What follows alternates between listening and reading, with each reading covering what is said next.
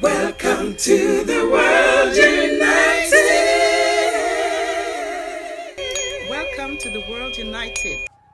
So welcoming Pierre Aucamp to this session today. Pierre has been coaching humans to reach their full potential for 25 years now, starting his first martial arts studio the same week he finished high school. He quickly discovered that his biggest job was not teaching people how to kick or throw a punch, but how to overcome the limitations they have set for themselves in their own minds. Since then, Pierre has been on a mission to discover how to help people think better, move better, and eat better, the building blocks of creating a limitless life. Welcome, Pierre. Hello and welcome everybody to the third edition of the World Parliament on Spirituality, coming to you from Africa. And thank you to all my beautiful fellow speakers. My name is Pierre and I'm going to discuss with you the theme of this year's event. Earth is one, truth is one, we are one. Oneness. I like to be very practical.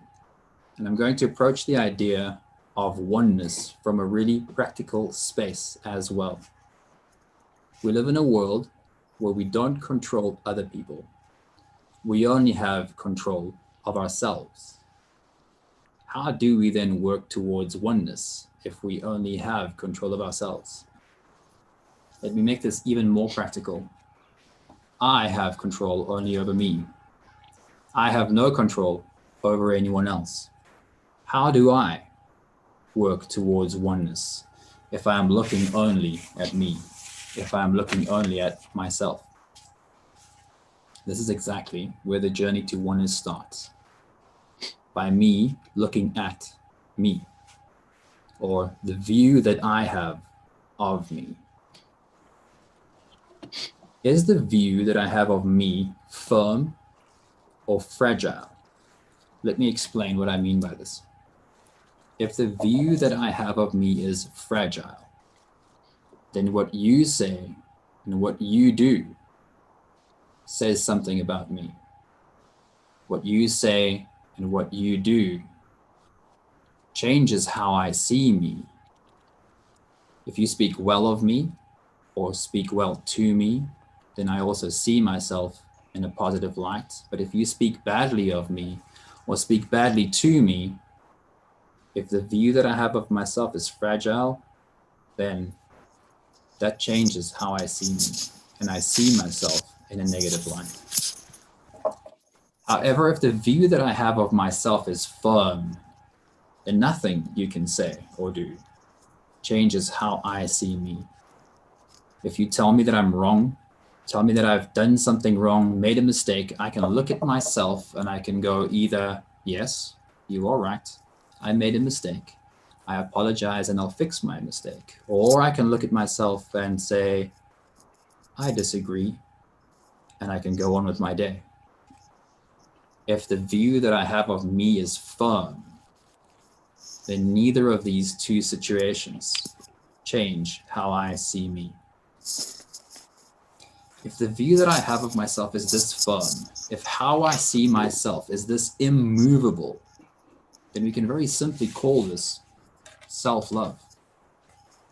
And this self-love is the key to oneness. How does my own tank full of self-love, how does that promote oneness in the world around me? Well, this is how it works. If the view that I have of me is fragile, then I need something from you. If how I see myself is fragile, then I need you to be in a certain way.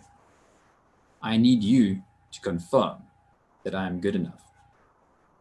I can't just allow you to be yourself without somehow becoming angry, jealous, unhappy, or insecure. If the view that I have of myself is fragile, then I need you to be different. I need you to change so that I can feel good about myself. But if the view that I have of me is firm, if how I see myself is immovable, then I need nothing from you. Because nothing you can say or do changes how I see me.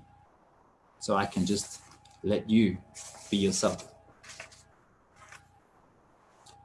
If I need nothing from you, then I don't need you to be any different than what you are. So if I spend time with you, you don't experience from me any judgment or criticism. What you experience from me if we spend time together is that you are accepted exactly as you are. And it is inside this space of no judgment and only love that slowly, the view that you have of you starts to become more firm. And your own tank of self-love starts to fill up. And this is how, one by one, as each of us develop a deep and honest love of ourselves, we free those around us to start loving themselves too. Until we can all look at each other and know that we are really looking at ourselves in complete oneness. So if our own internal tanks full of self-love, if that is what allows those around us to fill up their own tanks too, then how do we start this journey? How do we establish a view of ourself that is so firm that it allows those around us to feel complete acceptance? Again, I like to be very practical about this. How do you create a deep sense of self-love? If there is any part of yourself that you reject, if you look at you and there's any part of yourself that you are trying to abandon, then you will not be whole. And this is the place to start, with your own acceptance of your own self. Because if you are not whole, if there is a hole in your internal tank, then the love will always run out. It is from this place of being whole that we become one. It is from our own wholeness that we manifest oneness. I see that we have gone over much of the time, and I think it would be valuable for me to keep it short and keep it right there. If we all work on our own wholeness, if we find deep and honest love of our own self, we free the people around us to start loving themselves too. And that is where we manifest wholeness from.